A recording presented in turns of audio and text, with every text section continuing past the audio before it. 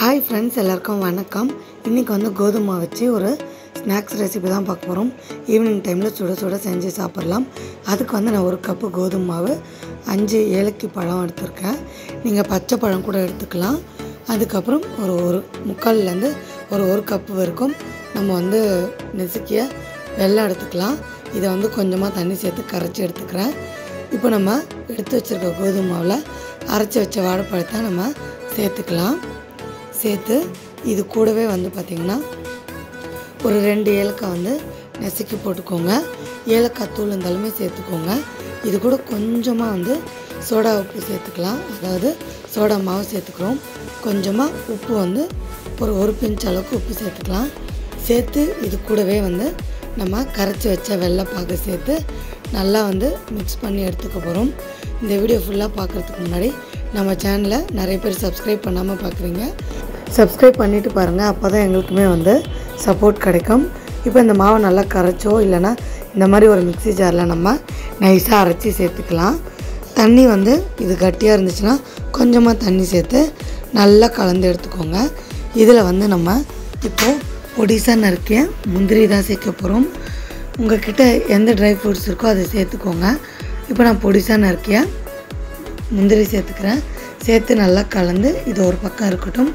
இப்போ வந்து இதை வந்து ஒரு குட்டி பேனில் வந்து நம்ம எண்ணெய் ஊற்றி ஆப்பம் மாதிரி நம்ம எடுக்க போகிறோம்.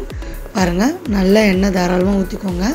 ஒரு கரண்டி மாவை இந்த மாதிரி ஊற்றி லைட்டாக ப்ரெஸ் பண்ணி விட்டுருங்க. இதை வந்து நம்ம மூடி வச்சு குக் பண்ண போகிறோம். லோ ஃப்ளேமில் தான் இருக்கணும். இது இல்லைன்னா வந்து தீஞ்சு போயிடும். பாருங்கள், நம்மளுடைய ஸ்வீட் பணியாரம் வந்து ரெடி ஆகிடுச்சு. திருப்பிடலாம். திருப்பி போட்டு லோ ஃப்ளேம்லேயே வந்து நம்ம குக் பண்ண போகிறோம்.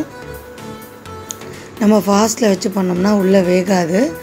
பாருங்கள், நல்லா வந்து வெந்து வந்திருக்கு. இதை வந்து இன்னும் கூட கிறிஸ்பி ஆக்கிறதுக்கு 2 பக்கமும் நம்ம திருப்பி போட்டு எடுத்துக்கலாம். இதை ஈவினிங் டைமில் பிள்ளைங்களுக்கு கொடுக்கும்போது ரொம்பவே வந்து ஒரு ஆரோக்கியமாகவும் இருக்கும். பிள்ளைங்களாம் விரும்பி சாப்பிடுவாங்க. இந்த மாதிரி ஒரு டூத் பிக் வச்சு நம்ம குத்தி பார்க்கலாம். பாருங்கள், நம்ம கோதுமை மாவு எதுவுமே ஒட்டலை.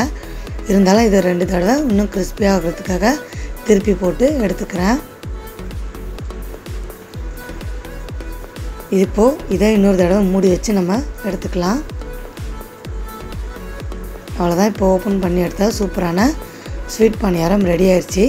நீங்கள் இந்த மாதிரி ஊற்ற பிடிக்கலன்னா கூட நீங்கள் குழி பணியாரம் மாதிரி கூட நீங்கள் ஊற்றிக்கலாம். இதை வந்து ஒரு பிளேட்டில் வச்சிடலாம். நம்ம வச்சுட்டு இப்போ நம்ம பிரித்து காட்டுறோம். பாருங்கள், ரொம்பவே சூப்பராக ஜூஸியாக நல்லாவே இருக்கும் டேஸ்ட்டு. கண்டிப்பாக ட்ரை பண்ணி பாருங்கள். நான் வந்து இப்போ குழி பணியாரத்தில் ஊற்றி வச்சுருக்கேன். அதையும் உங்களுக்கு நான் காட்டுறேன். பாருங்கள், இப்போ இது நல்லா இதுவுமே வந்து லோ ஃப்ளேமில் வச்சு நம்ம ரோஸ்ட் பண்ணி எடுக்க போகிறோம். இந்த அளவுக்கு எடுத்தால் நம்மளுடைய சூப்பரான குழி பணியாரமும் ரெடி ஆகிடும். ஸ்வீட் பணியாரம் ரெடி ஆகிடும். பாருங்கள், கண்டிப்பாக வந்து இந்த ரெசிபி உங்களுக்கு பிடிச்சிருக்கும்னு நினைக்கிறேன். பிடிச்சிருந்தால் மறக்காமல் நம்ம சேனலை சப்ஸ்கிரைப் பண்ணிக்கோங்க. உங்கள் ஃப்ரெண்ட்ஸ் அண்ட் ஃபேமிலிக்கு ஷேர் பண்ணுங்கள். நான் இன்னொரு ரெசிபியோட உங்களை நான் மறுபடியும் அடுத்த வீடியோவில் பார்க்குறேன்.